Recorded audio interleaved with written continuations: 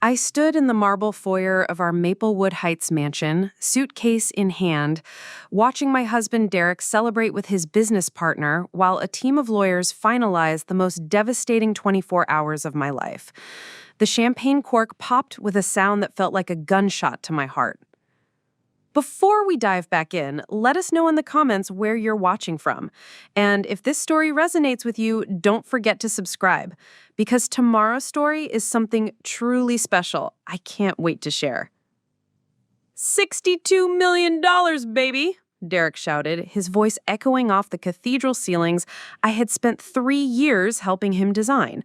Zenith Technologies just bought us out. We're finally free. Free. The word stung more than he could possibly know. 20 minutes earlier, those same lawyers had handed me divorce papers along with a check for $50,000, my settlement from our 8-year marriage and the tech company I had helped build from our garage. "This should be more than enough to get you started somewhere," Derek had said, not even looking at me as he signed document after document. "Cassandra's moving in this weekend, so we'll need you out by tonight."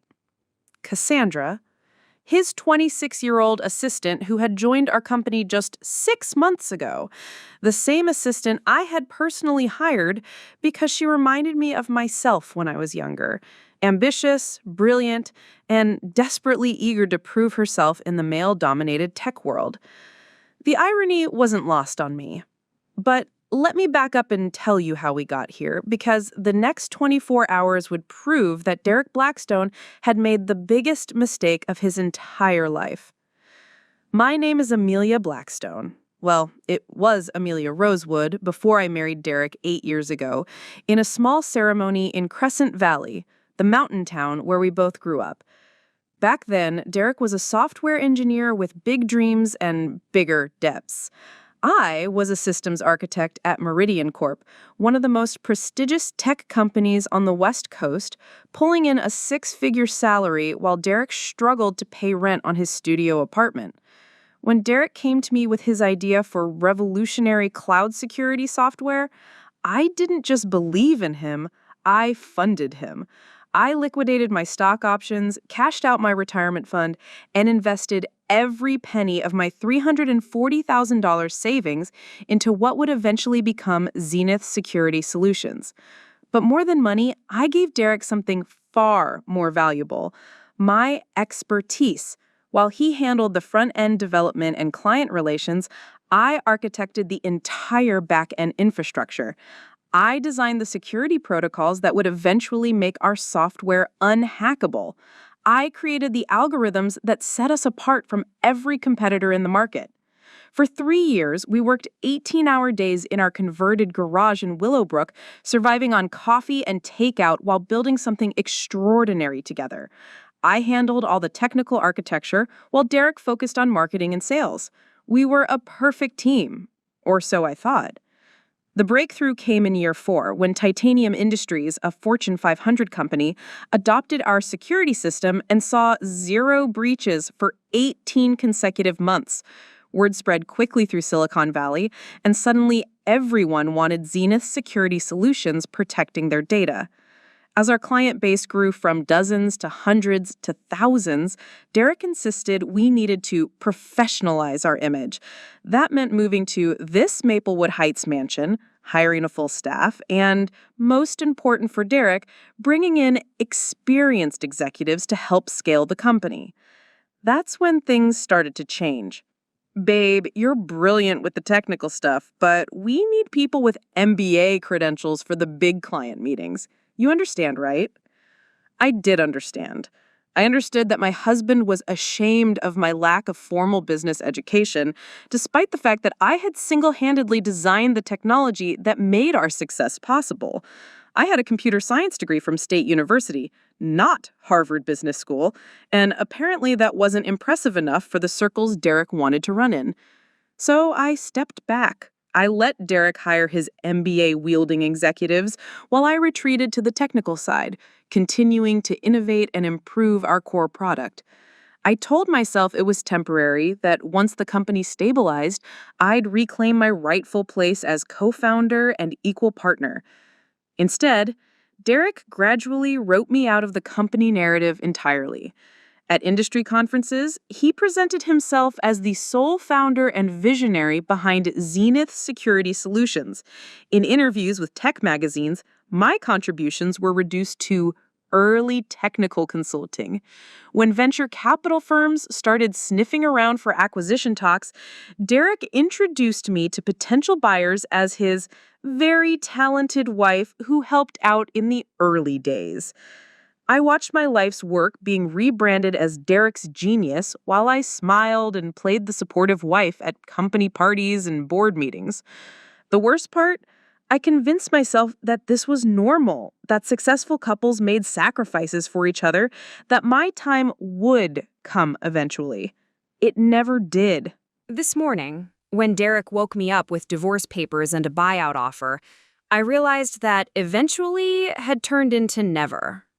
8 years of marriage, 5 years of building a company together, and countless sleepless nights perfecting the technology that had just sold for $62 million. And Derek thought $50,000 was fair compensation for my contributions?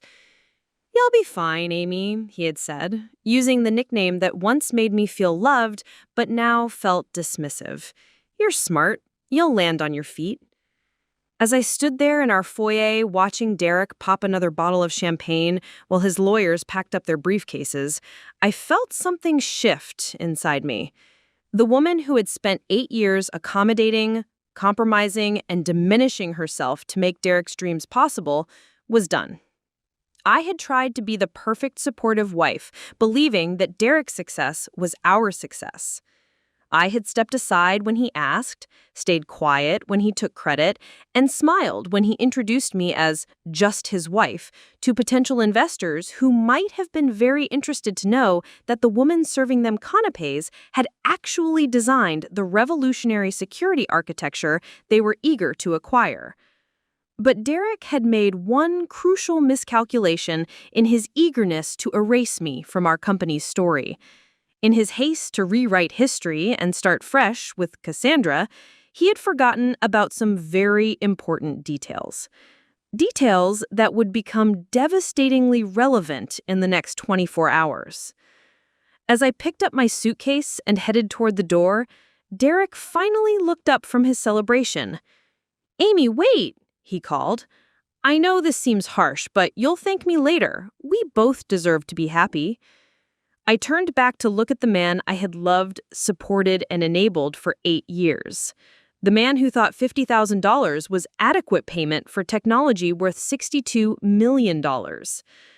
"You're absolutely right, Derek," I said calmly. "We both deserve to be happy."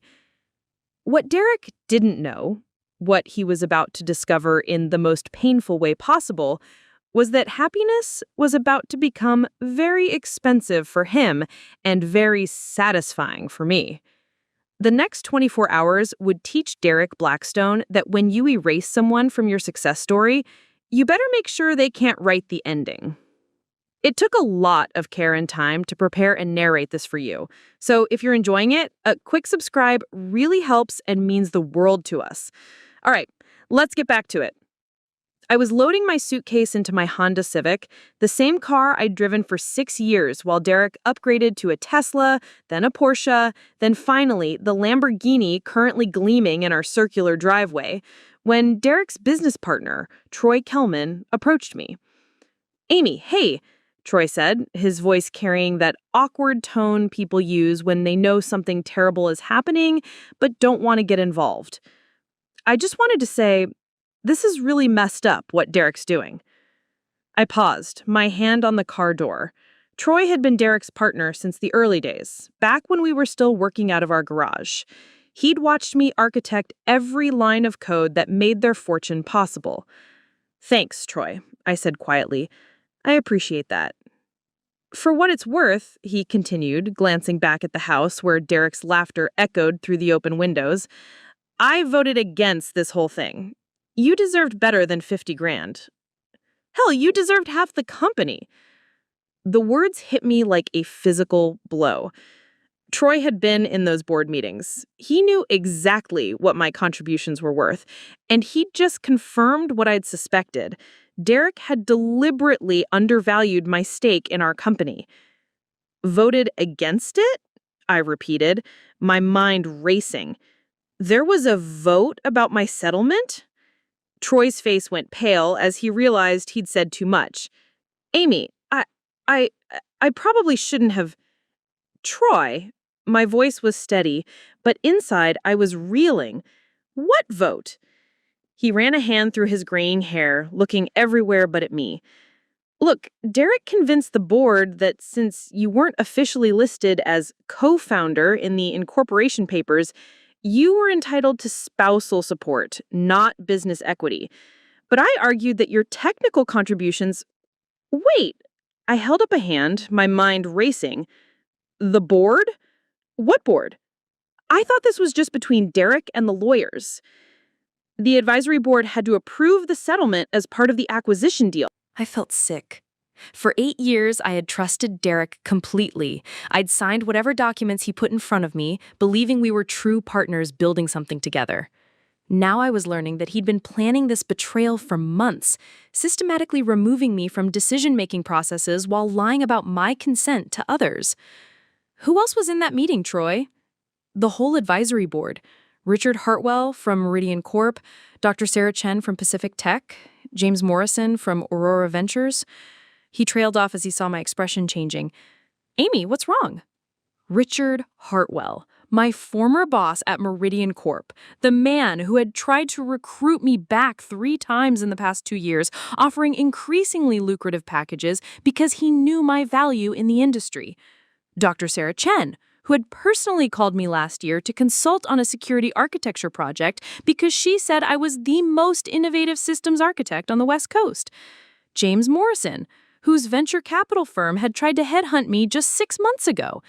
These weren't random board members. These were industry leaders who knew exactly what my technical contributions were worth.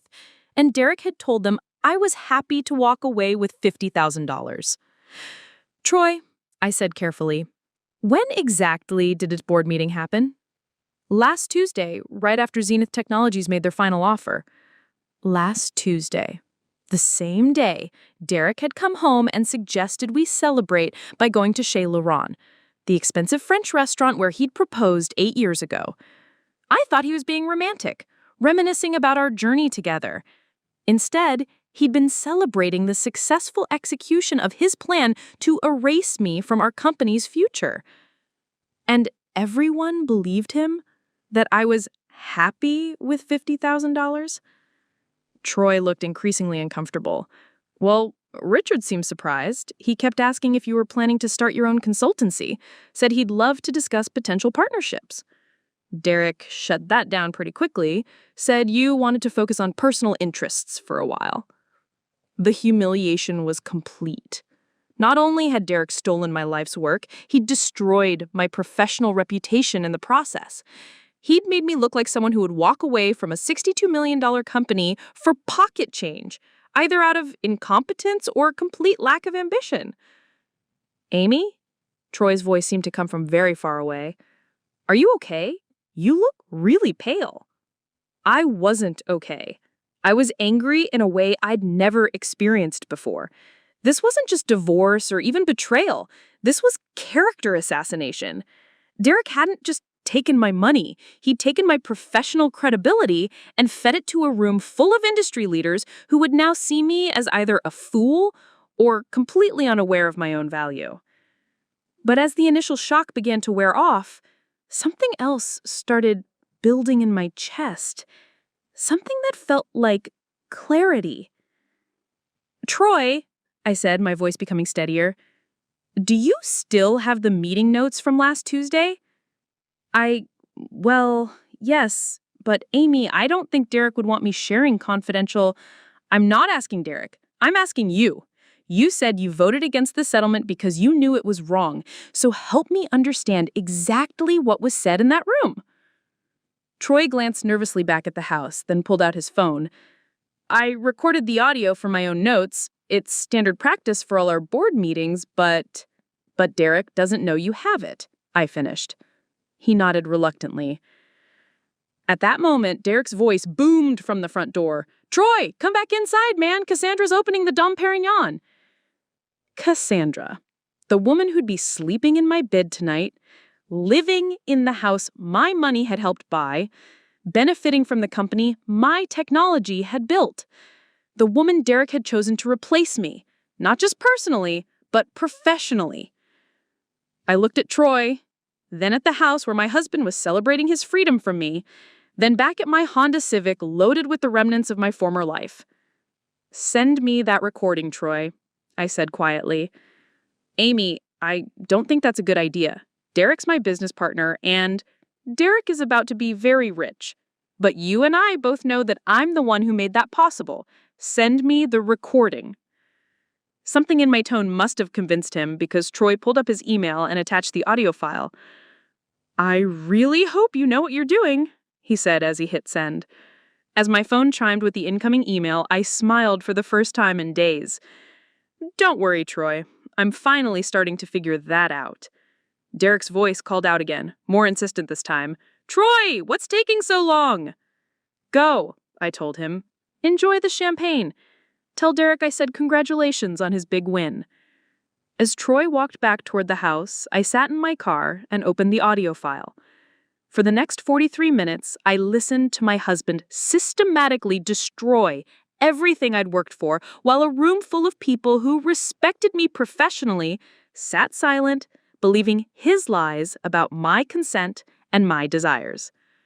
But as I listened, I began to hear something else in the recording, something Derek had apparently missed, but that was about to change everything. By the time the recording ended, I wasn't the devastated, discarded wife anymore. I was a woman with a plan. I drove to the Marriott downtown, the same hotel where Derek and I had stayed during our first business conference together 5 years ago. Back then, we'd shared a modest room and stayed up all night strategizing about Zenith's future. Tonight, I booked myself into their penthouse suite using the emergency credit card Derek didn't know I still had. As I settled into the luxurious space overlooking the city lights, I opened my laptop and began listening to Troy's recording for the second time, taking detailed notes. What I discovered made my hands shake with a mixture of rage and something else entirely: hope. At the 37th minute mark, something Derek had said caught my attention in a way it hadn't during my first emotion-fueled listen in the car. "The beauty of this acquisition," Derek's voice crackled through my laptop speakers, "is that Zenith Technologies is buying our complete proprietary architecture. They're not just getting our client base or our brand, they're getting the revolutionary security protocols that make us unhackable." Richard Hartwell's voice responded. "And those protocols are fully owned by Zenith Security Solutions? No external licensing agreements or third-party dependencies?" "Completely proprietary," Derek confirmed. "Every algorithm, every security layer, every line of defensive code belongs to us outright." I paused the recording, my heart pounding. Derek was lying again, but this time it wasn't about me. It was about something that could unravel the entire $62 million deal. I pulled up my secure cloud storage and navigated to a folder I hadn't accessed in over 3 years, Aurora Project Personal Development. Inside were hundreds of files documenting my work on what would eventually become Zenith's core security architecture. But these weren't just any files. They were time-stamped, version-controlled records of every breakthrough, every algorithm, every innovative security protocol I had developed, and, according to the metadata, they had all been created and perfected during evenings and weekends, using my personal equipment in the 6 months before Derek and I officially launched Zenith Security Solutions. My hands moved quickly across the keyboard, pulling up patent applications I had filed in my own name 3 years ago, applications I had forgotten about in the chaos of building the company. Back then, my attorney, Helena Rodriguez, had insisted I protect my work independently just as a precaution. You never know how business relationships might change. Always protect your innovations first, then worry about business ownership later. I listened to her advice, filing provisional patents on 3 critical security algorithms that formed the backbone of Zenith's entire system. But in my eagerness to focus on the company's growth, I had never followed up on converting those provisional patents to full applications. Until now, I had assumed they had simply expired, but as I logged into the Patent Office database, I discovered something extraordinary. Helena had been more thorough than I remembered. She had automatically converted all 3 provisional patents to full utility patents and had been maintaining them through the automatic renewal system I had set up. Patent US 11247852, Advanced Multi-Layer Authentication Protocol for Cloud-Based Systems. Patent US 11318445, Adaptive Intrusion Detection Using Machine Learning Algorithms. Patent US 11403721, Encrypted Data Transmission with Self-Healing Security Architecture. All 3 patents were active, current, and registered solely in my name, Amelia Catherine Rosewood. I stared at the screen, barely breathing. These 3 patents covered every core technology that Zenith Technologies had just paid $62 million to acquire. And Derek had just told a room full of witnesses that Zenith Security Solutions owned them outright, with no external licensing agreements or third-party dependencies. My phone rang, startling me out of my trance. Helena Rodriguez's name appeared on the screen. Amelia? I hope I'm not calling too late. I just received an automated alert from the Patent Office about increased database activity on your intellectual property portfolio. Amelia, I need to ask you something, and I need you to be completely honest with me. Of course, what's going on? The patents you filed for me 3 years ago, the security algorithm work I did before officially launching Zenith, are they still valid? Valid? Helena laughed. Amelia, they're rock solid. I've been maintaining them through the automatic renewal system you set up. In fact, I've been meaning to call you about licensing opportunities. Your work has become incredibly valuable in the current market. Licensing opportunities. Several major corporations have been making inquiries about licensing your security protocols. I've been fielding calls for months, but I couldn't reach you because I changed my phone number after the wedding and forgot to update my contact information with your office. Exactly. Amelia, I don't know what your current situation is with Zenith, but I need to tell you something important. Last month, a company called Zenith Technologies reached out asking about licensing your patents for a major acquisition they were planning. My blood ran cold. What did you tell them? I told them they needed to speak directly with you, since you're the sole patent holder. When they couldn't provide your current contact information, I refused to proceed. But Amelia, they seemed very eager to make a deal. They mentioned something about a $60 million acquisition that depended on securing proper licensing rights. The room spun around me. Zenith Technologies knew about my patents. They had tried to license them properly but couldn't reach me because of my outdated contact information. And Derek had proceeded with the sale anyway, claiming ownership of technology he legally had no right to transfer. Helena, I need you to listen very carefully. Derek sold the company today for $62 million. He told the buyers that Zenith Security Solutions owned all the technology outright. The silence on the other end of the line stretched for several seconds. Amelia, Helena said slowly, that's impossible. You own those patents individually. Derek would have needed your explicit written consent and signature to transfer those rights. Please tell me you signed something. I signed divorce papers this morning and a settlement agreement, but nothing about patents or intellectual property transfers. Then Derek just committed fraud, Helena said bluntly. He sold technology he doesn't own for $62 million, and Zenith Technologies just bought stolen intellectual property. I leaned back in the hotel suite's plush chair, pieces falling into place with devastating clarity. Derek hadn't just cheated me out of my fair share of the company, he had sold my personal intellectual property without my knowledge or consent. The 3 security algorithms that made Zenith's technology revolutionary, the protocols that justified the $62 million price tag, belonged to me. Helena, what happens now? Now? Now we have multiple options, none of which Derek is going to enjoy. We can demand immediate licensing fees for unauthorized use of your patents, retroactive to when Zenith Security Solutions first implemented them. We can block the acquisition entirely until proper licensing agreements are signed, or we can let Derek explain to Zenith Technologies and their lawyers how he sold them technology he never owned in the first place. As Helena spoke, I opened my laptop's browser and navigated to Zenith Technologies' corporate website.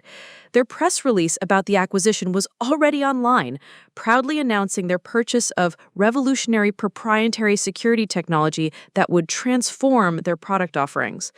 I scrolled down to their corporate contact information and found exactly what I was looking for: Dr. Janet Kim, Chief Technology Officer, and Michael Brennan, General Counsel. Helena, I'm going to forward you an audio recording. I need you to listen to it carefully, particularly the part where Derek explicitly states that Zenith owns all the technology outright with no external dependencies. Amelia, what are you thinking? I'm thinking Derek made a very expensive mistake, and I'm thinking it's time for some people to learn the truth about what they actually bought today. After hanging up with Helena, I spent the next 2 hours crafting emails I never thought I'd have to write. The first went to Dr. Janet Kim at Zenith Technologies, with copies to their legal department and board of directors. The second went to Richard Hartwell, Dr. Sarah Chen, and James Morrison, the 3 board members who had witnessed Derek's lies about my settlement and capabilities. As I typed, I realized that Derek had given me something invaluable in his eagerness to erase me: documentation of his deception, recorded evidence of his fraud, and a room full of witnesses who could testify to his claims about owning technology that was legally mine. By 2 a.m., I had sent 5 emails that would detonate Derek's celebration like a nuclear bomb. But I wasn't done yet. I had 22 hours left to complete the transformation from discarded wife to the woman who owned the real keys to Derek's kingdom. And I was just getting started. At 6 a.m., my phone started ringing. The first call came from Dr. Janet Kim at Zenith Technologies, followed immediately by Michael Brennan, their general counsel. By 6:30, I had 7 missed calls and 12 urgent emails flooding my inbox. But I didn't answer. Not yet. I had learned something valuable from Derek over the years: never negotiate from a position of panic. Instead, I ordered room service, took a long shower, and methodically prepared for what would be the most important day of my professional life. At exactly 8 a.m., I called Helena Rodriguez. "Amelia, thank God," she said, answering before the first ring finished. "My phone has been ringing off the hook since 5:30 this morning. Zenith Technologies' entire legal team wants to schedule an emergency meeting." "I imagine they do," I said calmly, sipping my coffee while reviewing the stack of emails that had accumulated overnight. "What's their position?" "Panic, mostly. Michael Brennan tried to claim that your patents were somehow transferred through Zenith Security Solutions' corporate structure, but when I asked him to provide documentation, he went silent. Then Dr. Kim got on the line asking if we were willing to negotiate an immediate licensing agreement. And you told them that any licensing discussions would need to go through you directly, and that my preliminary research suggests they've been using your patented technology without authorization for the past 5 years. I may have also mentioned that retroactive licensing fees could be substantial." I smiled, feeling a surge of appreciation for Helena's strategic mind. "How substantial are we talking?" "Well, industry standard licensing fees for security technology run between 3 and 7% of gross revenue. But for unauthorized use with documented evidence of willful infringement, we could be looking at 15 to 20% plus damages." I pulled up Zenith Security Solutions financial records that I still had access to through our shared cloud storage. Derek hadn't thought to revoke my permissions yet, another oversight that was proving costly for him. "Helena, Our gross revenue over the past 5 years has been approximately $47 million. The silence on her end was telling. Amelia, are you saying that Derek has been commercially exploiting your patents for 5 years without proper licensing agreements? I'm saying that Derek convinced me we were building something together, so I never thought about protecting my individual contributions. But yes, every major client we've secured, every contract we've won, every dollar of revenue Zenith has generated has been built on technology that I own independent patents for. This changes everything, Helena said, and I could hear papers rustling in the background. We're not just talking about blocking the acquisition. We're talking about Derek potentially owing you millions in retroactive licensing fees. As Helena spoke, I was scrolling through more emails that had arrived overnight. The most interesting one came from Richard Hartwell at Meridian Corp., sent at 4:47 a.m. Amelia, I hope you're well. I received your email regarding the patent situation with Zenith Security Solutions. I must admit, I'm deeply concerned about the representations made to our advisory board. I'd like to schedule a call at your earliest convenience to discuss both the situation and a potential opportunity at Meridian that might interest you. Also, I believe you should know that I've already reached out to Dr. Chen and James Morrison. We're all quite disturbed by what we've learned. Richard. I forwarded the email to Helena. It looks like Derek's lies to the advisory board are catching up with him too. Amelia, I need you to understand something. This isn't just about money anymore.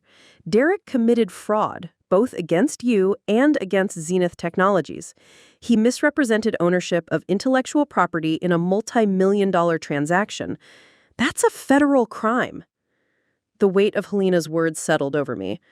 I had started this thinking I wanted justice for Derek's betrayal, but I was learning that the situation was far more serious than personal revenge. Derek had committed actual crimes, and the evidence was mounting. My phone buzzed with a text message from an unknown number. Amy, this is Derek. I know you're upset, but we need to talk. There's been some kind of misunderstanding about patent rights. Call me. I showed the text to Helena over our video call. She knows, she said immediately. Zenith Technologies must have called him after my conversation with their legal team. What do you think he'll do? Probably try to minimize the situation and convince you to sign some kind of retroactive agreement. But Amelia, you need to understand your position here. You hold all the cards. Without your patents, the Zenith acquisition is worthless. Derek can't deliver what he promised to sell. Another email arrived, this time from James Morrison at Aurora Ventures. Miss Rosewood, after reviewing the patent documentation you provided, Aurora Ventures would like to discuss immediate funding opportunities for your independent technology ventures. When might you be available for a meeting? I stared at the email. James Morrison's firm managed over $2 billion in tech investments. 6 months ago, they had headhunted me for a CTO position at one of their portfolio companies. Now they wanted to fund my own ventures? Helena, I'm forwarding you another email. How quickly could we set up an independent technology company? If you're serious about going that route, we could have Rosewood Technologies incorporated within 48 hours. But Amelia, are you sure you want to burn bridges with Derek completely? He's still legally your husband. I thought about Derek's text, about his assumption that this was some kind of misunderstanding that could be resolved with a phone call, and probably another inadequate settlement offer. Helena, Derek made his choice when he decided to erase me from our company and lie to industry leaders about my contributions. I'm not interested in fixing his mistakes anymore. My phone rang. Derek's name appeared on the screen. I declined the call and immediately received another text. Amy, this is Derek. I know you're upset, but we need to talk. There's been some kind of misunderstanding about patent rights. Call me. I showed the text to Helena over our video call. She knows, she said immediately. Zenith Technologies must have called him after my conversation with their legal team. What do you think he'll do? Probably try to minimize the situation and convince you to sign some kind of retroactive agreement. But Amelia, you need to understand your position here. You hold all the cards. Without your patents, the Zenith acquisition is worthless. Derek can't deliver what he promised to sell. Another email arrived, this time from James Morrison at Aurora Ventures. Ms. Rosewood, after reviewing the patent documentation you provided, Aurora Ventures would like to discuss immediate funding opportunities for your independent technology ventures. When might you be available for a meeting? I stared at the email. James Morrison's firm managed over $2 billion in tech investments. 6 months ago, they had headhunted me for a CTO position at one of their portfolio companies. Now they wanted to fund my own ventures? Helena, I'm forwarding you another email. How quickly could we set up an independent technology company? If you're serious about going that route, we could have Rosewood Technologies incorporated within 48 hours. But Amelia, are you sure you want to burn bridges with Derek completely? He's still legally your husband. I thought about Derek's text, about his assumption that this was some kind of misunderstanding that could be resolved with a phone call and probably another inadequate settlement offer. Helena, Derek made his choice when he decided to erase me from our company and lie to industry leaders about my contributions. I'm not interested in fixing his mistakes anymore. My phone rang. Derek's name appeared on the screen. I declined the call and immediately received another text. Amy, this is Derek. I know you're upset, but we need to talk. There's been some kind of misunderstanding about patent rights. Call me. Helena, Derek's threatening to track me down. How quickly can we escalate this situation? I can have cease and desist letters delivered to both Derek and Zenith Technologies within 2 hours. That will buy us time and establish a clear legal record. But Amelia, I need to ask you something directly. What's your endgame here? I walked to the hotel suite's floor-to-ceiling windows, looking out over the city, where Derek was probably having the worst morning of his life. Somewhere out there, he was discovering that the woman he'd discarded as worthless actually owned the technology that made his fortune possible. My endgame is simple. I want Derek to understand exactly what he threw away. I want Zenith Technologies to know what they actually bought. And I want everyone who heard Derek lie about my contributions to see proof of my real value. And financially, I pulled up my patent portfolio on my laptop, cross-referencing it with Zenith Security Solutions revenue streams. Every major client, every significant contract, every breakthrough that had made Derek wealthy was built on my innovations. Financially, I want what's mine.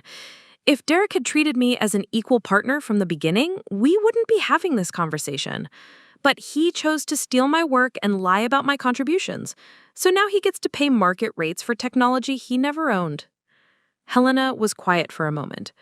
Amelia, based on my preliminary calculations, the retroactive licensing fees alone could be worth more than Derek's entire net worth, even after the acquisition. Then I guess Derek should have thought about that before he decided I was worth $50,000. Another call from Derek. This time I answered. Amy, thank God. Listen, I don't know what kind of game you're playing, but you need to stop. Zenith Technologies is threatening to pull out of the deal. Hello, Derek, I said calmly. How's your morning going? Cut the act, Amy. I know you're upset about the divorce, but this patent nonsense isn't going to work. Those technologies were developed for the company. They belong to Zenith. Actually, Derek, they belong to me. I have the documentation to prove it. You can't destroy everything we built together just because you're angry. I'm not destroying anything, I corrected. I'm finally claiming what was always mine. The line went quiet for several seconds. What do you want? Derek asked, finally, his voice losing his confident edge. I want you to come to the Meridian Hotel downtown. Penthouse suite. We have a lot to discuss. Amy. Oh, and Derek, bring Cassandra. She should probably hear this too, considering she's about to be living with a man who just lost $62 million. I hung up and turned back to Helena on my laptop screen. They're coming here. How quickly can you get downtown with all the documentation we need? Helena was already grabbing her briefcase. I'll be there in 30 minutes. Amelia, are you sure you're ready for this? I looked around the luxury suite, thought about Derek celebrating my erasure from our company, and remembered the humiliation of learning about the advisory board meeting where my professional reputation had been destroyed. I've been ready for this conversation for 8 years, I said. I just didn't know it yet. Derek arrived 47 minutes later, looking like he hadn't slept. His usually perfect hair was disheveled, his designer shirt wrinkled, and the confident swagger that had carried him through yesterday's celebration was nowhere to be found. Cassandra trailed behind him, clutching a designer handbag and looking thoroughly confused about why she'd been dragged to a hotel confrontation. Helena had arrived 15 minutes earlier with 2 briefcases full of documentation, a laptop, and the kind of predatory smile that only intellectual property lawyers wear when they're about to destroy someone's financial future. Derek said as I opened the suite door, "We need to talk privately." "No," I replied, stepping aside to let them enter. "Privacy is how we got into this mess. Everything we discuss today will have witnesses." Derek's eyes took in Helena's professional setup at the suite's dining table, the stacks of legal documents, and the laptop displaying my patent portfolio. Who is this?" "This is Helena Rodriguez, my intellectual property attorney. Helena, meet Derek Blackstone, the man who's been illegally exploiting my patents for 5 years." Cassandra finally spoke up. "Derek, what is she talking about? You said this was just some mix-up about the settlement." I gestured for everyone to sit at the dining table, where Helena had arranged the documents like a prosecutor preparing for trial. "Cassandra, I'm sorry you're caught up in this, but you should understand what you're walking into." Derek remained standing. "Amy, I don't know what kind of revenge fantasy this is, but you can't blackmail me into giving me more money. We had an agreement." "You're right," I said, settling into my chair across from him. 8 years of marriage, partnership, and building something together. But apparently, your definition of together was different from mine. Helena opened the first briefcase and pulled out a thick folder. "Mr. Blackstone, I'm going to read you something. This is from yesterday's board meeting recording provided by Mr. Troy Kelman. Your voice, speaking to Zenith Technologies representatives." She pressed play on her tablet. Derek's voice filled the room. "The beauty of this acquisition is that Zenith Technologies is buying our complete proprietary architecture. They're getting the revolutionary security protocols that make us unhackable. Every algorithm, every security layer, every line of defensive code belongs to us outright." Derek's face went pale. "Troy recorded the meeting?" "Standard practice for all board meetings," I said. "But here's the interesting part, Derek. Show him, Helena." Helena opened her laptop and turned it toward Derek and Cassandra. The screen displayed 3 patent certificates, all bearing my maiden name and dates from 3 years ago. Patent US 1124789, Advanced Multi-Layer Authentication Protocol. Patent US 11318-445, Adaptive Intrusion Detection Using Machine Learning Algorithms.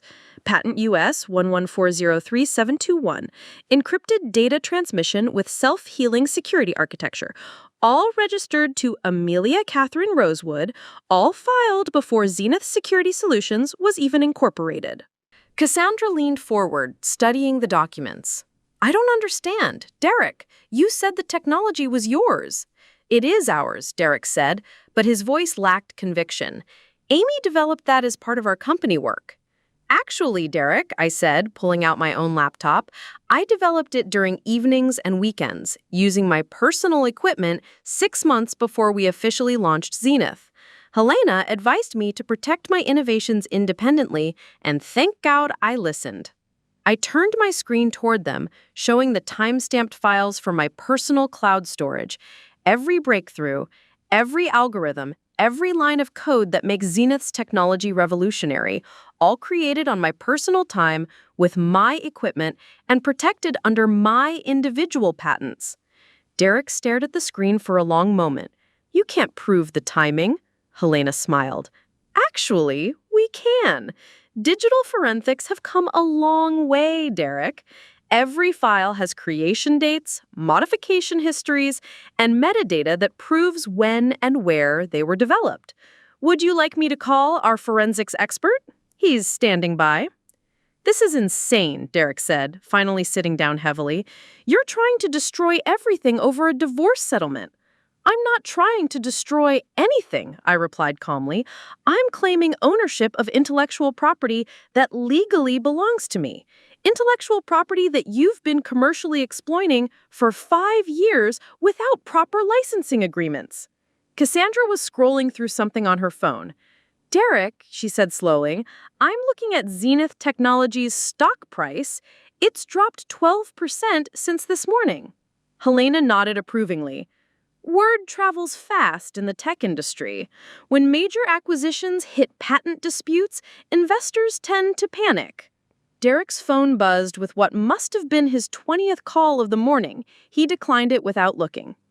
"What do you want, Amy?" he asked, finally. I exchanged glances with Helena, who nodded almost imperceptibly. We had discussed this moment extensively during her drive to the hotel. "I want what's legally mine, Derek. Helena has calculated the retroactive licensing fees for unauthorized use of my patents over the past 5 years." Helena opened a spreadsheet on her laptop. "Based on industry standards for security technology licensing, plus penalties for unauthorized use, we're looking at approximately $9.3 million in retroactive fees." Cassandra gasped. Derek went completely white. "That's impossible," Derek said, finally sitting down heavily. "The company's entire net worth, even with the acquisition, is only $62 million, I finished. "But Derek, that's just the retroactive fees. Going forward, any continued use of my patents requires ongoing licensing agreements." Helena continued seamlessly. "Standard licensing for technology this critical runs between 15 and 20% of gross revenue annually. Or, alternatively, we could discuss a lump sum buyout of the patents." "How much for a buyout?" Cassandra asked, apparently doing math in her head. Helena consulted her notes. "Given the strategic importance of these patents to any security technology company, and considering the established revenue streams, we'd be looking at approximately $35 to $40 million for complete patent transfer." The silence in the room was deafening. Derek stared at the table, apparently realizing that his $62 million windfall had just been cut nearly in half. But I wasn't done yet. "Of course," I continued, "there's also the matter of the fraudulent representations made to Zenith Technologies." Derek explicitly told their executives that Zenith Security Solutions owned all the technology outright. "That's fraud, Derek. Federal fraud." Derek's head snapped up. "I didn't know about the patents." "You didn't know because you never asked. For 8 years, you took credit for my work without ever wondering who actually owned the innovations that made you rich. You were so busy erasing me from our company's story that you never bothered to check the legal reality." Helena pulled out another document. "This is a cease and desist order I have prepared for Zenith Technologies. If delivered, it would immediately halt their use of Amelia's patented technology, effectively making their $62 million acquisition worthless." Cassandra stood up abruptly. "I need some air. This is not what I signed up for." As she walked to the suite's balcony, Derek watched her go with the expression of a man realizing that his new life was crumbling as quickly as his old one had been. "Amy," he said quietly, "we can work this out. We don't need lawyers and threats."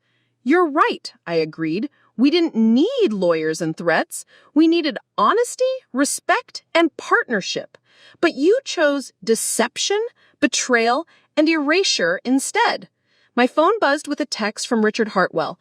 "Amelia, Meridian Corp's board has approved an emergency session this afternoon to discuss bringing you on as Chief Technology Officer. The salary package is substantial. We'll discuss details when you're ready." I showed the text to Derek. His expression shifted from desperate to defeated. "You planned this," he said. "No, Derek. You created this. Every choice you made yesterday, divorcing me, lying to the board, stealing my work, led directly to this moment. I'm just finally responding appropriately." Helena began packing up her documents. "Mr. Blackstone, you have 24 hours to decide how you want to proceed. Option 1, we can negotiate licensing agreements that allow the Zenith acquisition to proceed with Amelia receiving her rightful compensation. Option 2, we file the cease and desist order, report the fraud to federal authorities, and let the courts sort everything out." "And option 3? Derek asked weakly. I stood up, looking down at the man who had thrown away our marriage for a fortune that was no longer his to keep. "Option 3 doesn't exist, Derek. Those were your only choices 24 hours ago, when you decided I was worth $50,000. As Helena and I prepared to leave, Derek called out one last time. "Amy, wait. What about us? What about our history together? I paused at the door, considering his question. Our history is exactly why this hurts so much, Derek. I loved you enough to fund your dreams with my life savings. I trusted you enough to let you take credit for our shared success. I believed in you enough to step aside when you said the company needed more professional leadership. I opened the suite door. But our history is also why I'm not backing down. Because the woman who built that technology deserved better than $50,000 and a lie to the advisory board. And now she's finally getting it.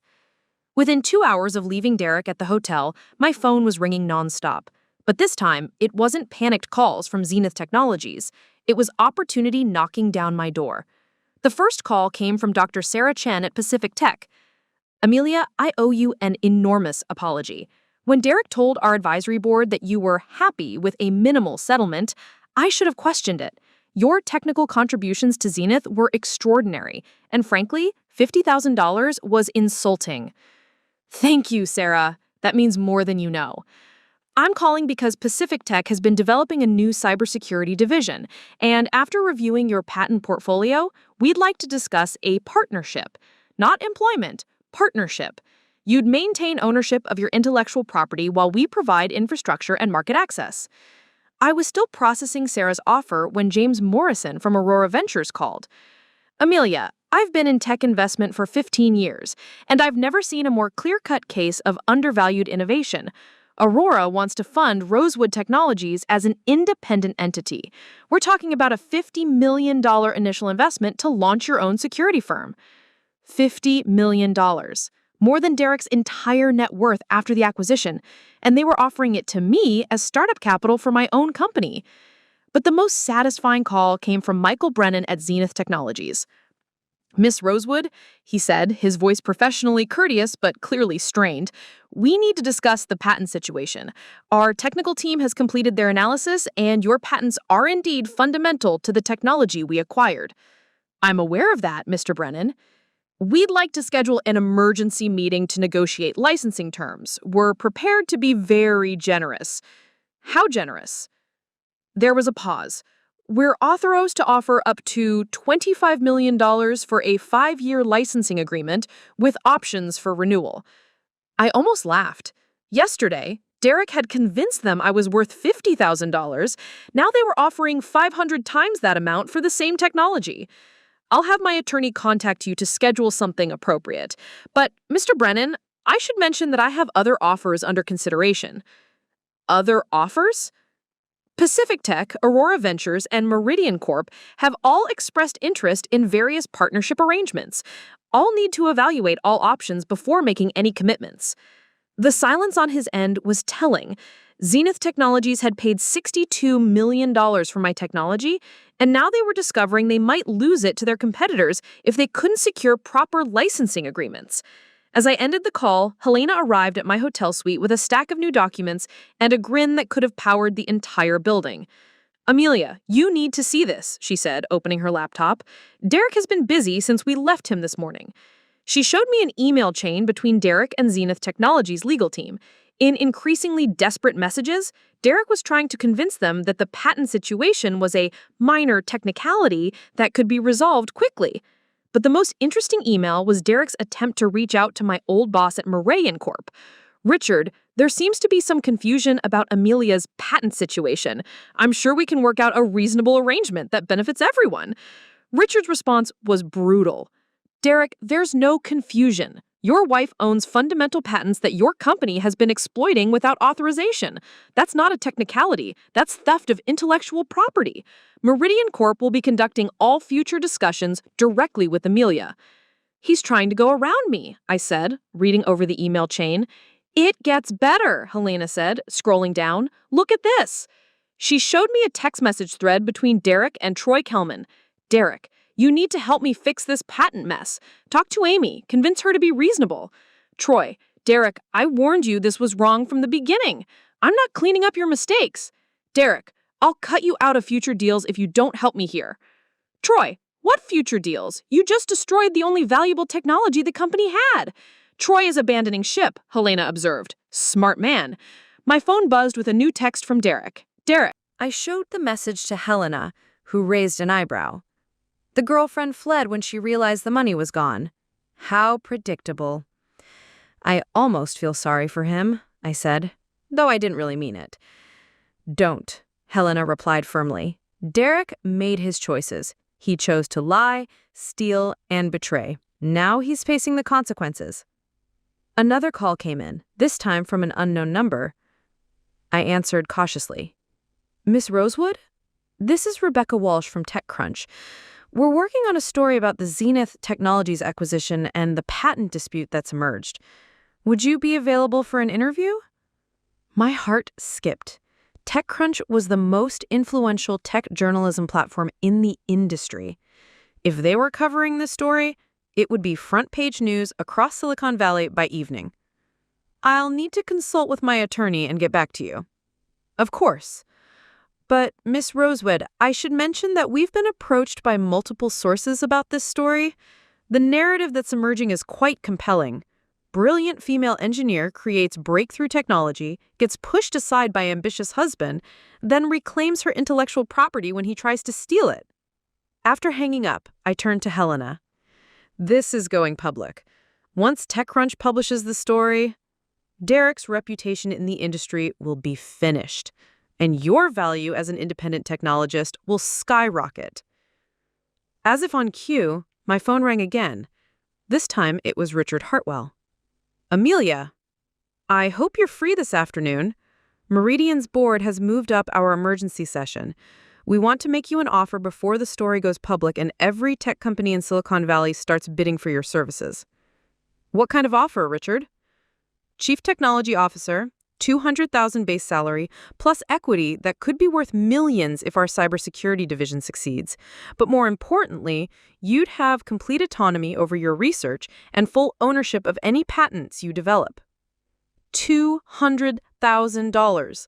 Base salary alone, that was 4 times what Derek had offered me as a settlement for 8 years of marriage and 5 years of stolen innovations. Richard, I'm interested, but I need to ask you something directly.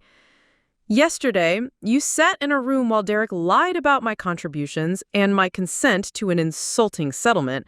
Why didn't you speak up? The silence stretched for several seconds. Because I trusted Derek, Richard said finally. I assumed he was representing your interest honestly. It was a failure of judgment on my part, and I apologize. But, Amelia, I want you to know that several of us have been discussing what happened in that meeting. We're all deeply uncomfortable with how Derek misrepresented the situation. Who else has been discussing it? Sarah Chen, James Morrison, and myself. We've compared notes, and we're all concerned that Derek may have misled us about other aspects of the acquisition as well. That was interesting. If the advisory board members were questioning Derek's honesty about my settlement, they might start examining other claims he'd made during the acquisition process. Richard, I appreciate the offer, and I'd like to discuss it further. But I need to handle something first. After hanging up, I turned to Helena. How quickly can we get that cease and desist order delivered to Zenith Technologies? I can have it in Michael Brennan's hands within 2 hours, but Amelia, are you sure you want to escalate things that far? Once we file that order, there's no going back. Derek's acquisition deal will collapse completely. I thought about Derek's celebration yesterday, about Cassandra moving into my house, about the advisory board meeting where my professional reputation had been destroyed by lies. I thought about 8 years of marriage where I had consistently diminished myself to elevate Derek's ambitions. Helena, deliver the order. And the TechCrunch interview. Schedule it for tomorrow morning, but tonight, I want to do something first. What's that? I pulled up Derek's contact information on my phone. I want to give Derek one last chance to do the right thing. Call it professional courtesy for our shared history. Helena looked skeptical. Amelia, he's had multiple chances to do the right thing. He's chosen deception every time. Then this will be his final opportunity to choose differently. I typed out a text message. Derek, meet me at Chez Laurent at 7 p.m. Come alone.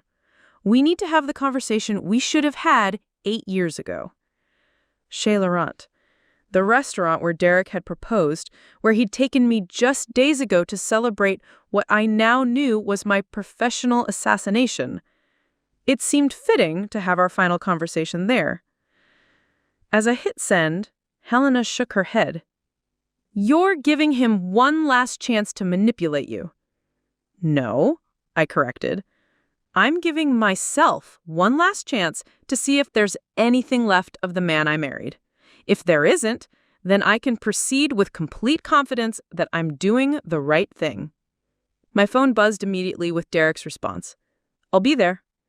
6 hours until dinner. 6 hours until I would discover whether Derek Blackstone had any redemption left in him, or whether the man I had loved for 8 years was truly gone forever. Either way, by tomorrow morning, the tech world would know exactly who had really built the technology that made Derek rich, and Derek would finally understand the true cost of erasing Amelia Rosewood from his success story. I arrived at Chez Laurent 15 minutes early, deliberately choosing the same corner table where Derek had proposed 8 years ago. The maitre d', Henri, remembered me immediately. "Madame Blackstone, such a pleasure to see you again," he said, his French accent adding warmth to the greeting. "Will Monsieur Blackstone be joining you this evening?" "Yes, but Henri, there's something I need to tell you. This will likely be the last time you see us dining together." His expression shifted to one of polite concern, but he simply nodded and ensured I had privacy at our secluded table. I had always appreciated Henri's discretion. It's why Derek and I had chosen this restaurant for important conversations over the years. Derek arrived exactly on time, looking haggard in a way I'd never seen before. His usual confidence was replaced by something that looked almost like fear.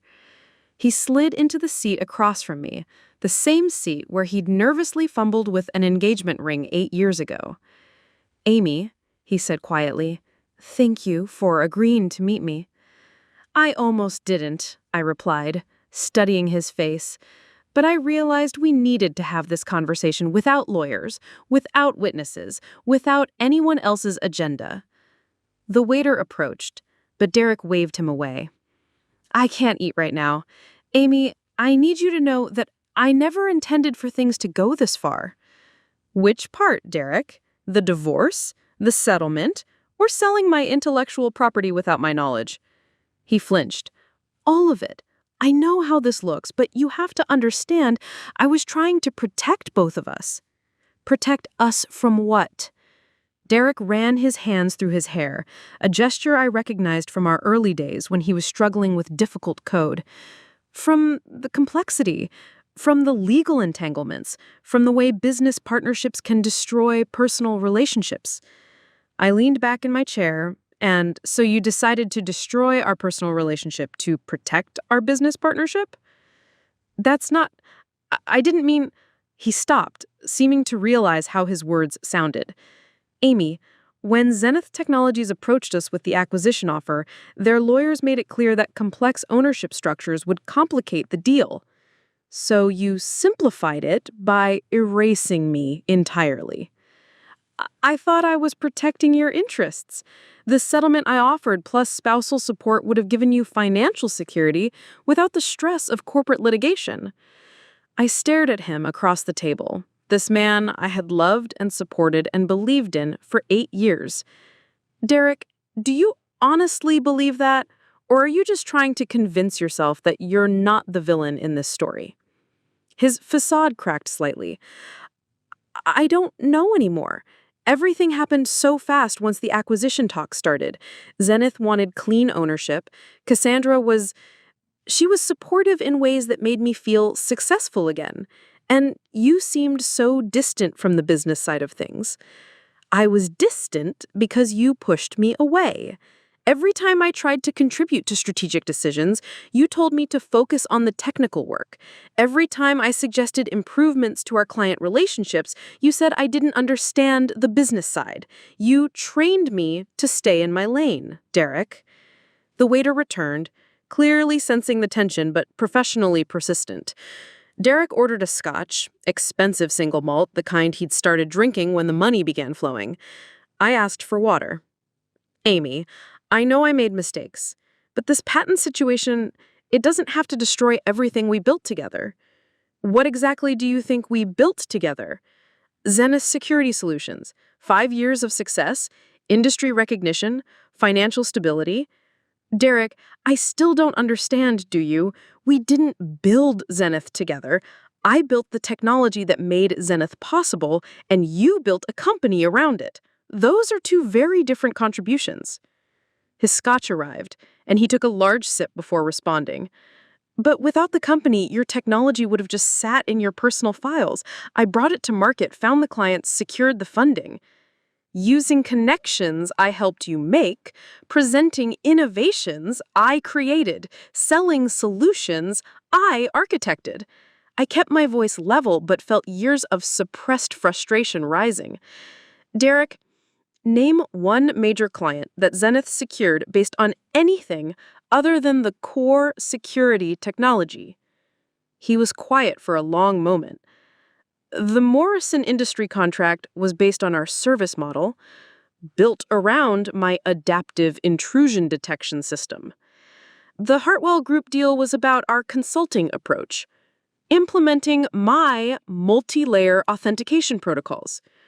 The Pacific Tech partnership, my encrypted transmission architecture.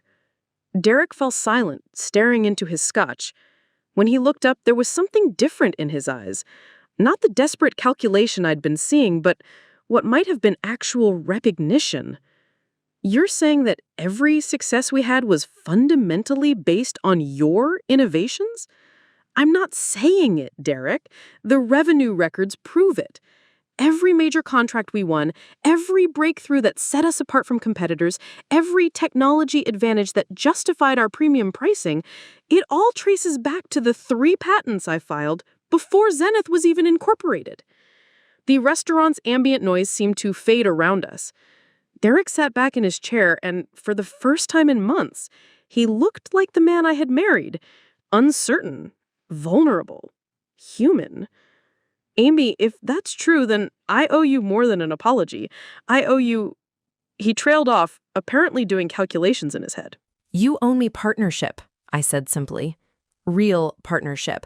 The kind where my contributions are acknowledged, my expertise is valued, and my voice is heard in strategic decisions. What if we restructured the acquisition deal? What if we told Zenith Technologies that you need to be brought in as co-founder and equal partner? I had been waiting for this moment, Derek's attempt to negotiate his way back to comfortable ground. But something had changed in me over the past 48 hours. The woman who might have accepted this olive branch was gone. Derek, yesterday you told a room full of industry leaders that I was happy to walk away from our life's work for $50,000. You told them I wanted to focus on personal interests rather than continue in the business. You didn't just steal my technology, you destroyed my professional reputation. I can fix that. I can call Richard, Sarah, James, all of them. I can explain that there was a misunderstanding. And tell them what? That you lied to them about my consent? That you misrepresented my wishes to justify cutting me out of the deal? I leaned forward. Derek, there's no explanation that makes you look honest in this situation. His phone buzzed with what must have been another urgent call. He glanced at it and declined without answering. Who's calling? I asked. Michael Brennan from Zenith. They want to schedule another emergency meeting about the patent licensing. He looked up at me with something that might have been hope. Amy, they're offering $30 million for a buyout of your patents. We could split it, start fresh, maybe even start a new company together. We? I know I don't deserve it, but yes, we could be partners again, real partners this time. I studied Derek's face, searching for any trace of the man who had once shared our dreams, who had worked beside me in our garage, who understood that we were building something meaningful together. But all I could see was someone who still fundamentally didn't understand what he had done wrong. Derek, let me ask you something. If Zenith Technologies offered you $30 million for your patents tomorrow, would you even consider splitting it with me? That's different. Those would be my innovations. Exactly. I stood up from the table. You can only see partnership when you need something from me. When you held all the cards, I was worth $50,000 in a lie to the advisory board. Now that I hold the cards, suddenly I'm worth $15 million and real partnership? Derek stood with her, reaching for her arm. Amy, please, I know I handled this badly, but we can fix it. We can make this right. I gently pulled away from his touch. Derek, some things can't be fixed. Some betrayals are too fundamental to overcome. What are you saying?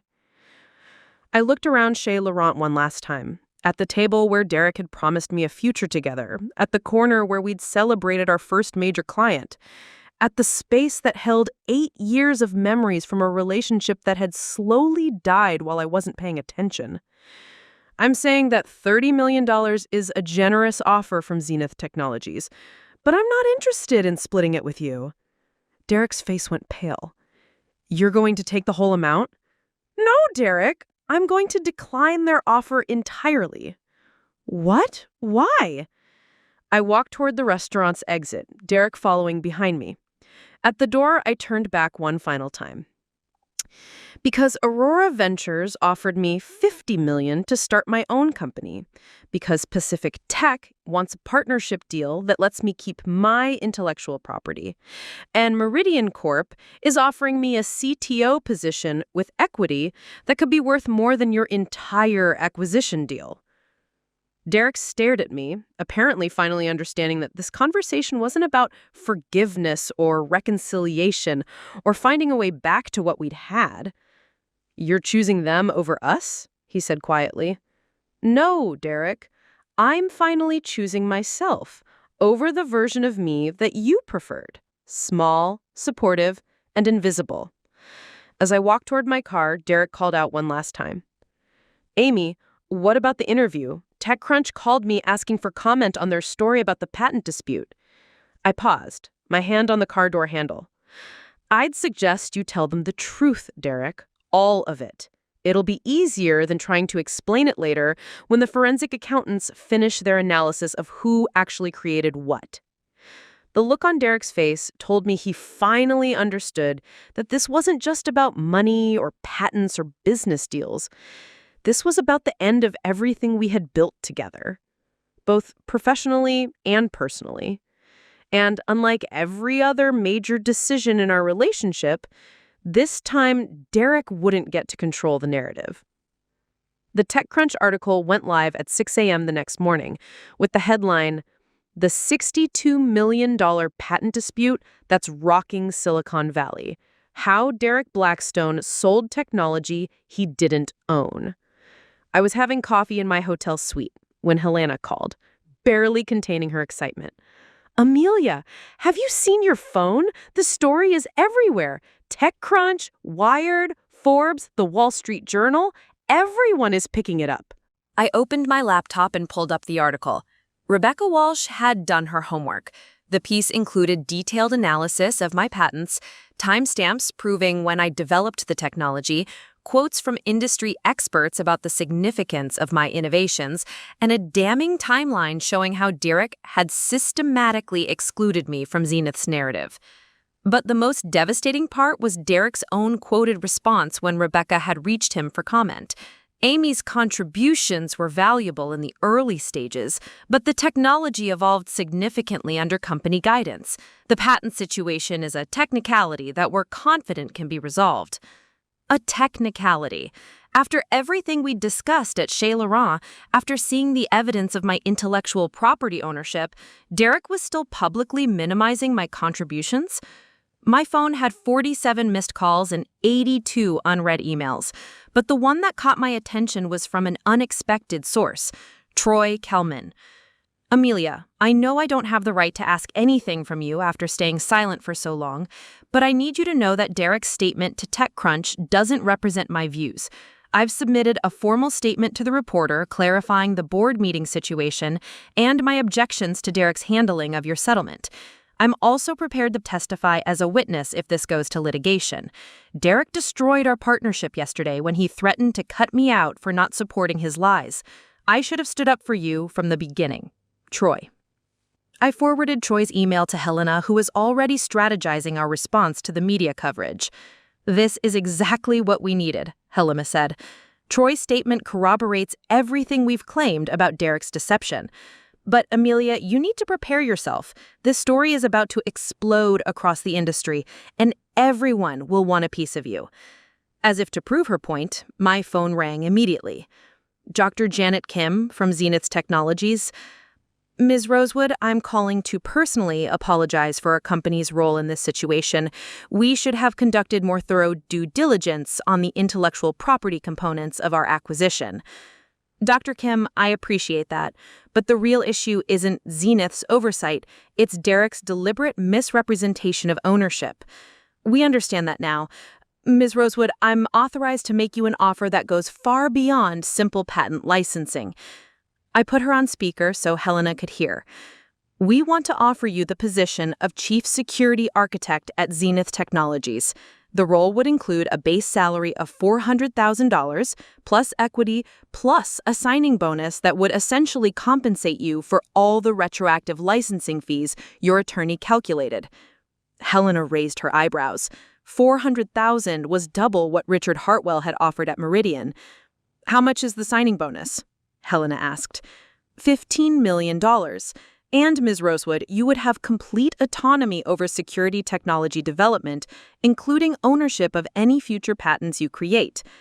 I was still processing this offer when another call came in. Richard Hartwell from Meridian? Amelia, I just read the TechCrunch article. I had no idea Derek had been this deceptive about your contributions. Meridian's board met in emergency session this morning, and we're prepared to significantly improve our offer. How significantly? Chief Technology Officer, $300,000 base salary, plus we're prepared to fund your own research division within Meridian. $50 million in research and development budget that you would control completely. Before I could respond, a third call came in. James Morrison from Aurora Ventures.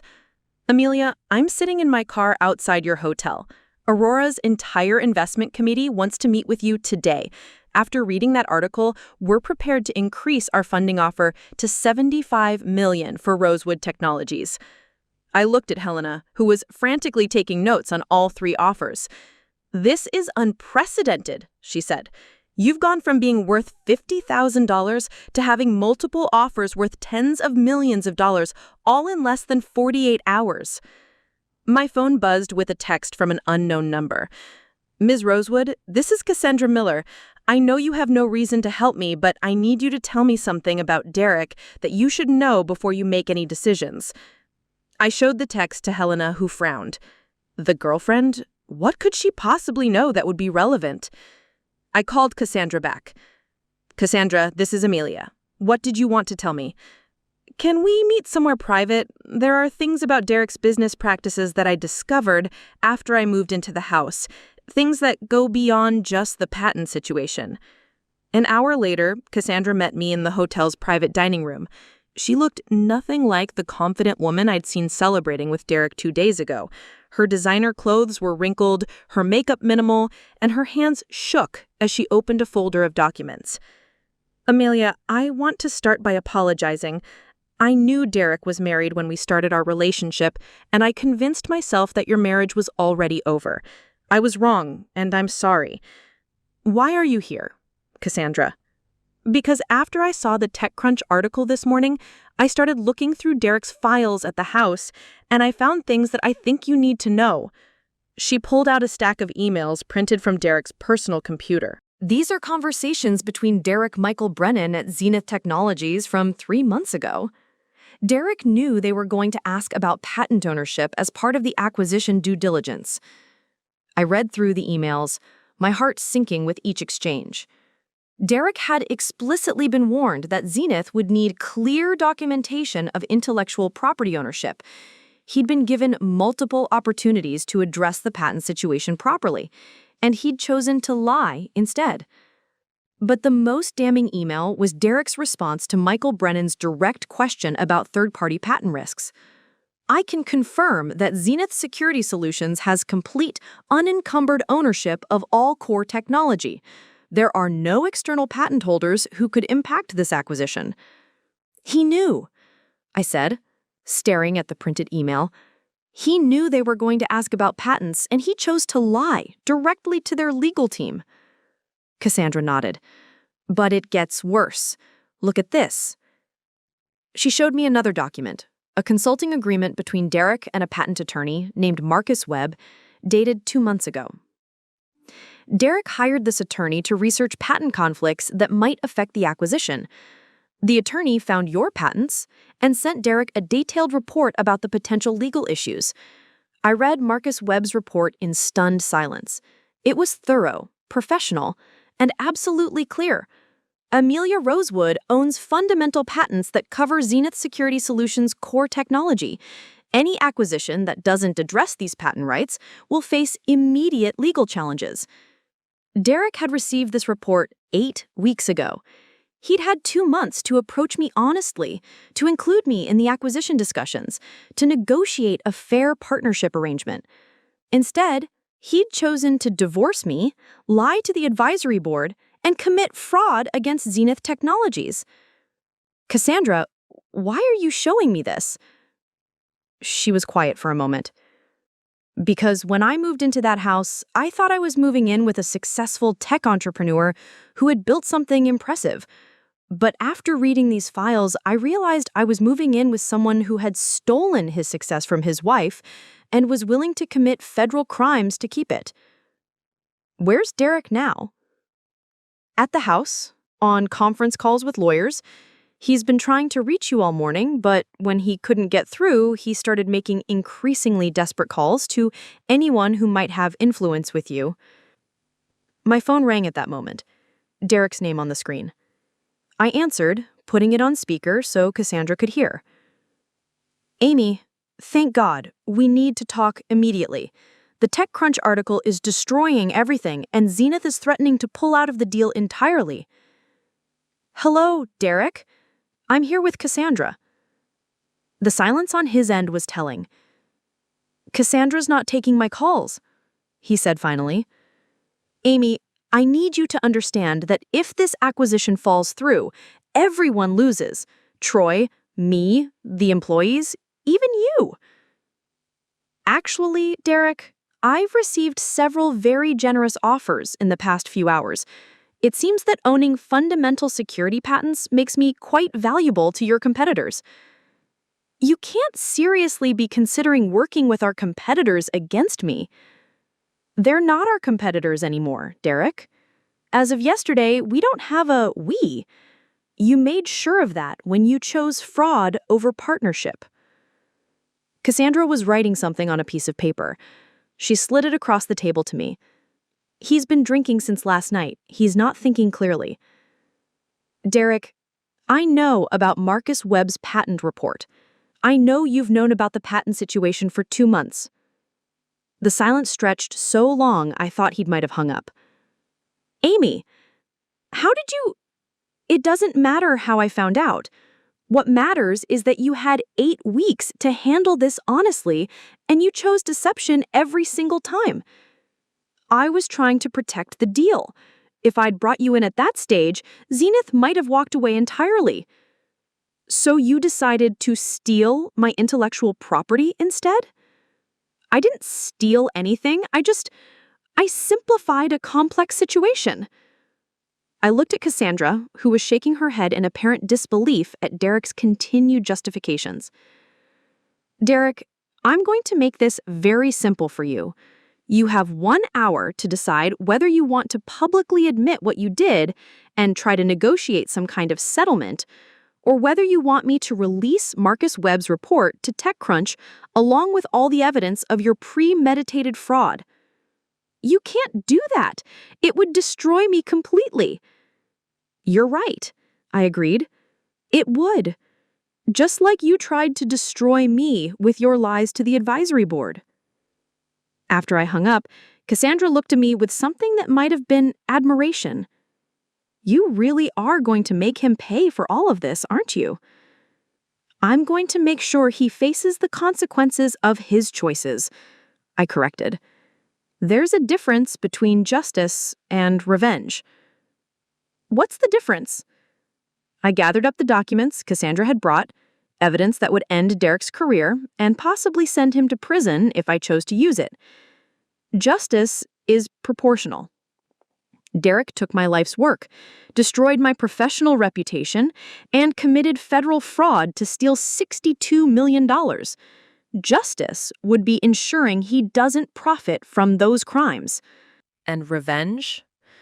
I smiled, thinking about the 3 companies competing for my services, about the patent portfolio that was making me one of the most sought-after technologists in Silicon Valley, about the fact that Derek's betrayal had inadvertently given me more power than I'd ever imagined possible.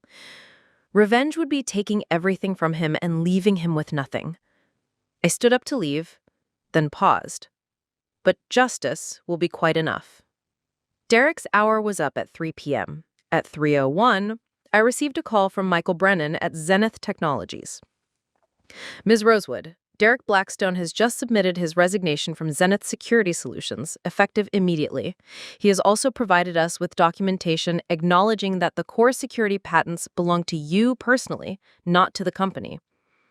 I was sitting in Helena's law office, surrounded by contracts from 3 different companies, all competing for my services. Helena had been organizing the offers when Brennan's call came in. "What exactly did Derek's resignation letter say?" I asked, putting the call on speaker. "He admitted to misrepresenting patent ownership during the acquisition negotiations. He has also agreed to forfeit his personal proceeds from the sale to help cover the licensing fees owed to you." Helena nearly dropped her coffee. Derek's personal proceeds from the $62 million sale had been approximately $45 million after taxes and Troy's share. He was voluntarily giving up his entire fortune. "Mr. Brennan, that's unexpected. What prompted Derek's sudden cooperation?" There was a pause. "We received additional documentation this morning about Derek's knowledge of the patent situation. Our legal team determined that continuing to work with him would expose Zenith Technologies to federal fraud charges. Someone had sent Zenith Technologies the Marcus Webb patent report. Either Derek had provided it himself as part of his confession, or Cassandra had decided to escalate the situation beyond what we'd discussed. Mr. Brennan, what does this mean for the acquisition?" "It means we need to negotiate directly with you for licensing rights to your patents. Without those licenses, the acquisition is worthless to us." After hanging up, I turned to Helena. "Derek just gave up $45 million. "It's not altruism," Helena said grimly. "Derek's lawyers probably told him that federal fraud charges carry prison sentences. He's trying to minimize his criminal exposure by appearing cooperative." My phone buzzed with a text from Troy. "Amelia, Derek called me an hour ago. He's confessing everything to avoid prosecution. He wanted me to tell you that he knows he destroyed everything and he's sorry. He asked me to give you this." Attached was a photo of handwritten letter in Derek's writing. "Amy, I know sorry isn't enough. I know I can't undo what I've done. I stole your work, lied about your contributions, and tried to erase you from our success story. The worst part is that I convinced myself I was protecting us when really I was just protecting my ego. You deserved better than $50,000. You deserved better than being pushed aside. You deserved a real partner. I'm giving up my share of the acquisition because it was never really mine to begin with. The technology that made us successful was yours. The innovation that impressed our clients was yours. The future that Zenith Technologies wanted to buy was yours. I hope someday you can forgive me, not for my sake, but so you can move forward without carrying the weight of my betrayals. Derek." I stared at the letter for several minutes. Helena watched me carefully. "How do you feel?" she asked. "Empty," I said honestly. "For 2 days, I've been angry, hurt, determined to fight back. Now that Derek's surrendering completely, I don't know what I feel. You feel empty because the relationship you thought you had was already gone. Derek's confession doesn't change what he did, it just confirms that you were right to fight back. Another call came in. This time it was Richard Hartwell from Meridian. Amelia, I just got off the phone with Michael Brennan. Zenith Technologies is in crisis mode, and every major tech company in Silicon Valley is scrambling to understand how this patent situation affects their own security systems. What do you mean? Your patents don't just cover Zenith's technology, they cover fundamental security protocols that dozens of companies have licensed from Zenith over the past 3 years. If those licenses were based on fraudulent ownership claims, the implications hit me like a physical blow. Derek's theft of my intellectual property had ripple effects throughout the entire tech industry. Companies that had paid Zenith for security solutions were now potentially using my technology without proper authorization. Richard, how many companies are we talking about? Preliminary estimates suggest over 200 major corporations may be using security systems based on your patents without knowing the true ownership situation. Helena was already pulling up her laptop, fingers flying across the keyboard. Amelia, if Richard's numbers are accurate, the licensing fees from proper patent usage could be worth hundreds of millions of dollars. My phone rang again. Dr. Sarah Chen from Pacific Tech. Amelia, I need to disclose something to you immediately. Pacific Tech licensed security protocols from Zenith 18 months ago for our data centers. If those protocols are based on your patents, we want to negotiate direct licensing agreements with you. Before I could respond, another call came in from James Morrison at Aurora Ventures. Amelia, Aurora's legal team has been analyzing the patent situation. We think you're sitting on the most valuable intellectual property portfolio in cybersecurity. Our revised offer for Rosewood Technologies is $150 million. $150 million. 3 times Derek's entire acquisition deal, offered to me personally for technology I had created independently. Helena was frantically taking notes. Amelia, you need to understand what's happening. The entire cybersecurity industry is realizing that one person, you, owns the fundamental patents for modern security architecture. Every company that's been paying Zenith for licenses now needs to pay you directly. My hotel suite phone rang. The hotel operator's voice was apologetic. Ms. Rosewood, I have CNN Business on line 1, the Wall Street Journal on line 2, and Bloomberg on line 3. They're all requesting interviews about the patent situation. I looked at Helena. This has gotten much bigger than Derek and me, hasn't it? This isn't about your marriage anymore, Helena confirmed. This is about the largest intellectual property dispute in tech industry history, and you're at the center of it. Another text came in, this time from Cassandra. Amelia, Derek's been hospitalized. Panic attack and exhaustion. He keeps saying he destroyed everything. I think the reality of what he did is finally hitting him. I felt an unexpected pang of concern. Despite everything Derek had done, seeing him hospitalized because of stress wasn't satisfying. It was just sad. Helena, I need to make a decision about all these offers, but I also need to understand my legal obligations. If hundreds of companies have been using my technology without proper licensing, what are my options? Legally, you could demand licensing fees from every company that's been using your patents. You could sue for damages. You could block their continued use of the technology until proper agreements are signed. Helena paused. Or you could choose to be reasonable and work out industry-wide licensing agreements that benefit everyone. What would reasonable look like? Standard licensing fees going forward, minimal retroactive payments for past usage, and agreements that don't disrupt existing business operations. It would still make you incredibly wealthy, but it wouldn't destroy the companies that unknowingly use your technology. I thought about Derek lying in a hospital bed, about Troy losing his business partner, and about the hundreds of companies that had trusted Zenith's representations about patent ownership. Helena, I want you to draft a statement for the press interviews. I'm going to accept Aurora Ventures' offer to fund Rosewood Technologies. I'm going to negotiate reasonable licensing agreements with any company that needs to use my patents. And I'm going to establish an industry standard for intellectual property disclosure in cybersecurity. That's very generous, considering you could probably extract billions in damages if you wanted to be aggressive. I don't want billions extracted from companies that were deceived the same way I was. I want a cybersecurity industry where innovation is properly attributed, where creators are fairly compensated, and where patent ownership is transparent. As Helena began drafting press statements, I realized that Derek's betrayal had inadvertently given me something I never expected: the power to reshape how intellectual property was handled in the entire tech industry. My phone buzzed with one final text from Derek. "Amy, I heard about your decision to be fair with the licensing situation. Even after everything I did, you're still protecting people who don't deserve your protection. That's who you've always been, someone who makes things better instead of just taking what she's owed. I never deserved you as a partner." I read Derek's message twice, then deleted it without responding. Some conversations were over forever.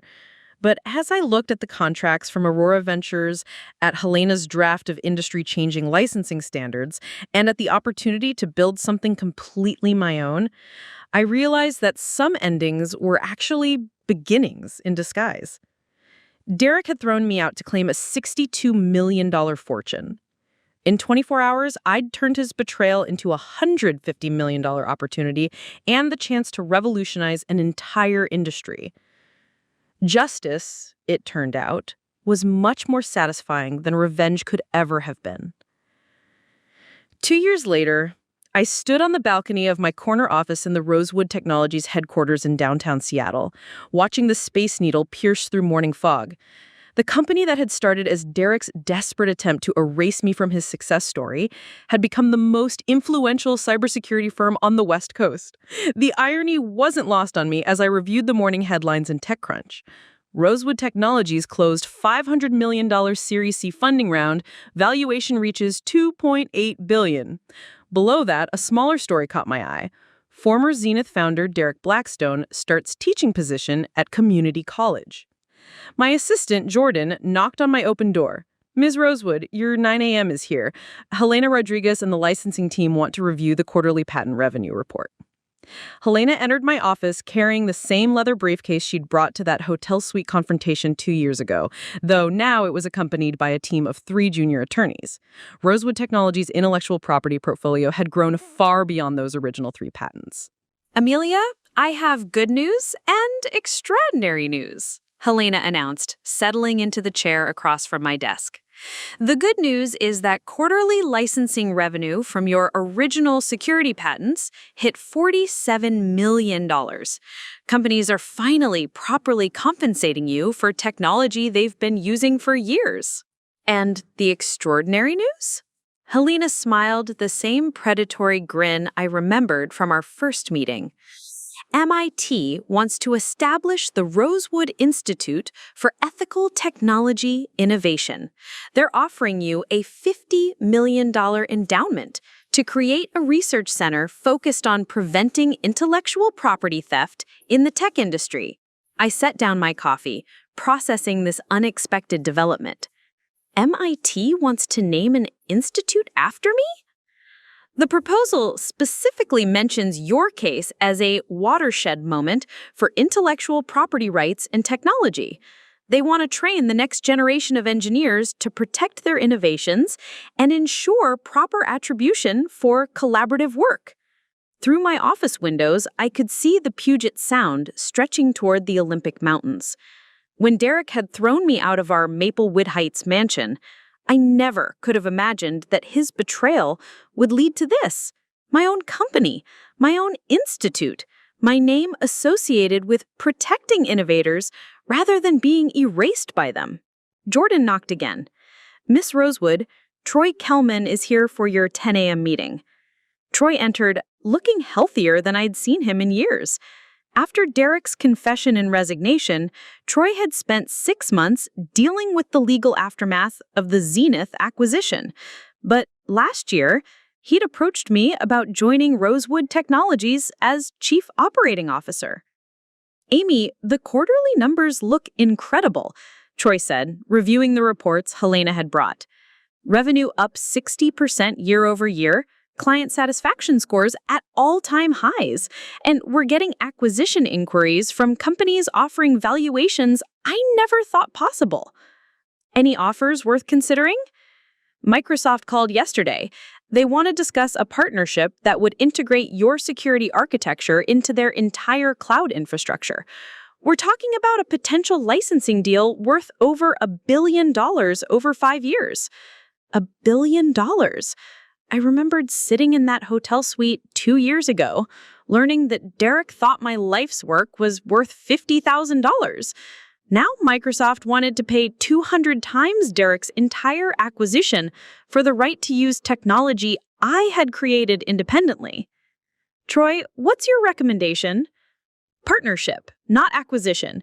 You've built something special here, and I think maintaining independence gives us more leverage long term. I trusted Troy's judgment. He had been the only person in Derek's inner circle who had objected to my treatment, and his loyalty during the legal proceedings had been absolute. When he had asked to join Rosewood Technologies, I had been hesitant. Too many connections to my past with Derek. But Troy had proven himself invaluable as an operations leader. Helena packed up her briefcase. Amelia, before I go, there's something else you should know. Derek's lawyer called me yesterday. I felt an unexpected flutter of anxiety. What did he want? Derek is writing a business ethics textbook about intellectual property theft. His publisher wants to include a detailed case study of what happened with Zenith, and Derek requested permission to use your story. What did you tell them? That any publication using your story would need your explicit consent and likely a licensing agreement. Helena paused. But Amelia, Derek's letter said something interesting. He claims he wants to use his experience to educate future entrepreneurs about the importance of ethical partnerships and proper intellectual property practices. I walked to my office windows, looking out over the city where I had rebuilt my life from the wreckage of Derek's betrayal. What do you think his real motivation is? Hard to say. Could be genuine remorse, could be an attempt to rehabilitate his reputation, could be financial desperation. But the interesting thing is that he's positioning himself as a cautionary tale rather than trying to justify his actions. My phone buzzed with a text from an unknown number. Amelia, this is Cassandra Miller.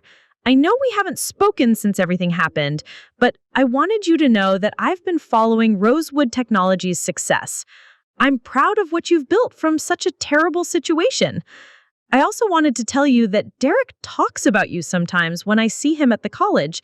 He seems genuinely remorseful, though I know that doesn't change what he did.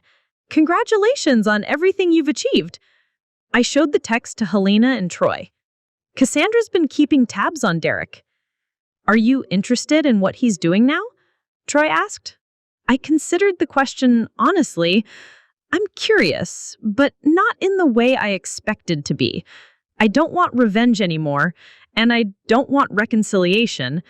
I guess I just want to know that he learned something from destroying our partnership. Jordan appeared in my doorway again. Miss Rosewood, I have Dr. Janet Kim from Zenith Technologies on line 1. She says it's about the cybersecurity conference keynote speech you're giving next month. I picked up the call. Janet, good morning. Amelia, I wanted to personally confirm that your keynote address is being positioned as the opening presentation for the entire conference. The theme is innovation, attribution, and ethical technology development. Janet, I appreciate the platform. What's the expected audience? Over 3,000 attendees, including CTOs from every major tech company in North America. The speech will be live-streamed globally, and we're expecting international viewership to exceed 50,000. After hanging up, I turned back to Troy and Helena. 3,000 people will hear me speak about intellectual property rights and ethical partnerships. 5 years ago, Derek told that same industry that I was just his helpful wife. How does that feel? Helena asked. Powerful, I admitted. Not vindictive, not angry, just powerful in a way I never expected to be. Troy checked his watch. Amy, your 11 a.m. is here. The ITI representatives want to discuss the Institute proposal. As Troy and Helena gathered their materials to leave, I reflected on the transformation that Derek's betrayal had inadvertently catalyzed. He had tried to erase me from our success story, thinking that would give him complete control over our shared achievements. Instead, his attempt to diminish me had forced me to discover my true value, not as Derek's supportive wife or silent technical contributor, but as an innovator capable of building something entirely my own. My phone rang one final time. Richard Hartwell from Meridian Corp. Amelia, I'm calling with an update you might find interesting. Our corporate partnership with Rosewood Technologies has exceeded all projections. This security architecture you've developed for our systems has prevented 17 major breach attempts in the past 6 months. That's excellent news, Richard. It's more than excellent. It's revolutionary. Amelia, your work isn't just protecting individual companies anymore. It's changing how the entire industry thinks about cybersecurity. As I prepared for my meeting with MIT, I thought about Derek's message through Cassandra, about his apparent remorse and his teaching position at a community college. Part of me hoped he had genuinely learned from his mistakes and was using his experience to guide future entrepreneurs toward ethical partnerships. But mostly, I realized I didn't need Derek's redemption to feel complete. His betrayal had been devastating, but it had also been liberating in ways I never could have anticipated. Derek had thrown me out and tried to steal my life's work, thinking that would give him everything he wanted. Instead, it had given me everything I never knew I deserved. My own company, my own institute, my own platform to ensure that what happened to me would never happen to another innovator. Sometimes, the worst thing that happens to you turns out to be the best thing that ever could have happened to you. Derek had gotten his $62 million and lost it all within 24 hours. I had gotten something infinitely more valuable, the knowledge that I was capable of building a fortune from nothing more than my own innovations and determination. As I walked toward my meeting with MIT, I smiled at the final irony of Derek's betrayal. He had tried to erase me from his success story. Instead, he had given me the opportunity to write my own. Coming up next, you'll see 2 more stories we handpicked for you. If this one struck a chord, you're going to love what's next. Tap to keep the journey going.